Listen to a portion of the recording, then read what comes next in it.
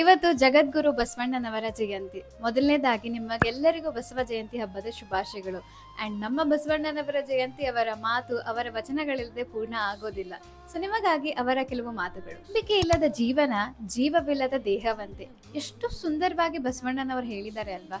ನಿಜ, ನಂಬಿಕೆ ಇಲ್ಲದ ಜೀವನ ಅಂತೂ ಜೀವವಿಲ್ಲದ ದೇಹ ತರನೇ. ಇದಂತೆ ನಡೆದಿಲ್ಲ ಕೂಡಲ ಸಂಗಮ ದೇವ ಅವನೆಂತ ಭಕ್ತನಯ್ಯ. ನಿಜ ಅಲ್ವಾ? ಈ ವಚನನ ನಾವು ನಮ್ಮ ಡೈಲಿ ಲೈಫಲ್ಲಿ ಅಪ್ಲೈ ಮಾಡೋಕ್ಕೆ ಹೋದರೆ ನಾವು ತುಂಬ ಟೈಮ್ ಪ್ರಾಮಿಸ್ ಮಾಡಿರ್ತೀವಿ, ಓಕೆ ಈ ಟೈಮಿಂದ ಈ ಥರ ಆಗಲ್ಲ, ಪ್ಲೀಸ್ ಇದೊಂದು ಸತಿ ಸಾರಿ ಅಂತ.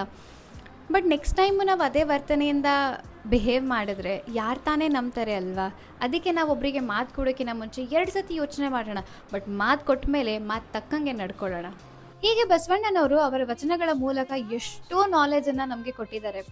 ಬಟ್ ಏನ್ ಗೊತ್ತಾ, ಇವಾಗ ವಚನಗಳು ಯಾರೂ ಓದೋದೇ ಇಲ್ಲ. ಚಿಕ್ಕವರಿದ್ದಾಗೆಲ್ಲ ನಮ್ಮ ಸ್ಕೂಲ್ ಟೆಕ್ಸ್ಟ್ ಬುಕ್ಸ್ ಅಲ್ಲಿ, ಕನ್ನಡ ಟೆಕ್ಸ್ಟ್ ಬುಕ್ಸ್ ಅಲ್ಲಿ ವಚನಗಳು ಇರ್ತಿತ್ತು. ಅಕ್ಕ ಮಹಾದೇವಿದು, ಬಸವಣ್ಣನವ್ರದ್ದು, ಎಲ್ಲರದ್ದು ಇರ್ತಿತ್ತು. ಬಟ್ ಈಗ ತುಂಬಾ ಕಡಿಮೆ ಆಗೋಗಿದೆ. ಸೊ ಈ ಬಸವ ಜಯಂತಿಯಿಂದ ನಾವು ವಚನಗಳನ್ನ ಓದಲು ಸ್ಟಾರ್ಟ್ ಮಾಡೋಣ.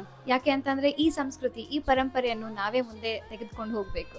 ಸೊ ಅದಕ್ಕೆ ವಚನಗಳನ್ನ ಓದಿ ಅಂಡ್ ಅದನ್ನ ಆ ನಾಲೆಡ್ಜ್ ನೀವು ಬೇರೆಯವ್ರಿಗೂ ಸಾರಿ ಅಂತ ಹೇಳ್ತಾ ಈ ಸಂಚಿಕೆಯನ್ನು ಮುಗಿಸ್ತೀನಿ. Thank you.